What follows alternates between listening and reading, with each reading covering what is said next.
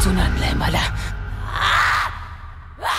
2023 ची सुरुवात असली भारी झाली ना मराठी इंडस्ट्रीसाठी. म्हणजे सत्यशोधक म्हणू नका, ओले ओले म्हणू नका आणि पंचक म्हणू नका. तिन्ही पिक्चर असले एका थरावरती गेलेत ना, म्हणजे असली भारी झाली तर तिन्ही पिक्चर. मी तिन्ही पिक्चर बघून आलो या आणि लय भारी भारी झाले ना. आता एक ट्रेलर आलाय नवीन मराठी पिक्चरचा. म्हणजे मी आता शॉक मध्ये गेलो ना की काय करणार ही मराठी इंडस्ट्री 2024 ला. असलं म्हणजे राडा होणार, राडा म्हणजे ह्या टायमाला एवढं भारी होणार आहे. कारण की ना सापाचा टीजर बघितलाय मी. तो टीजर असला आहे ना, म्हणजे ना वावीचं टीजर पाहिलं असेल तुम्ही. वावीच्या टीजर मध्ये आपल्याला काय समजत नव्हतं ना की काय चाललंय ते आणि कोण गुन्हेगार असेल किंवा कोणाचा खून होणार असेल ते माहित नसतं ना.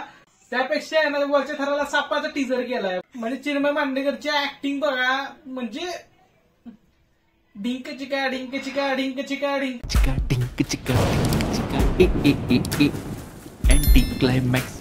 मी चिन्मय मांडेकरचा आधीपासून फॅन आहे, पण आता त्यांनी निर्मिती बरोबर आहे ना ऍक्टिंग पण केली आहे. आणि ह्या जोशीची ऍक्टिंग बघा ना, जेव्हा टीजर चालू होतो ना असं वाटतं काहीतरी हॉरर आहे हॉरर आहे हॉरर आहे. नंतर नंतर नंतर ते सस्पेन्स वरती गेलंय ना. ते असले ऍक्टर निवडलेत ना, म्हणजे बघताना ना असलं काहीतरी वेगळंच वाटतं. म्हणजे दीपा लांजेकर आहे ना काय काय नवीन प्रयत्न करतोय आपल्या मराठी इंडस्ट्रीसाठी आणि काहीतरी नवीन विषय आपल्या समोर मांडतोय. मला लय भारी वाटणार आहे की आता पिक्चर जेव्हा रिलीज होईल ना, आतुरतेने वाट बघतोय जे ट्रेलरची. म्हणजे ट्रेलर मध्ये अजून आपला काय काय खुलासा होईल आणि मी तुम्हाला ती माहिती पोहोचवून नक्की काय काय होणार आहे ते पुढे. तर अशाच एका नवीन अपडेटसाठी नवीन व्हिडिओसाठी माझ्या चॅनलला लाईक करा, शेअर करा, सबस्क्राईब करा. भेटू आपण एका नवीन व्हिडिओ मध्ये. तोपर्यंत बाय.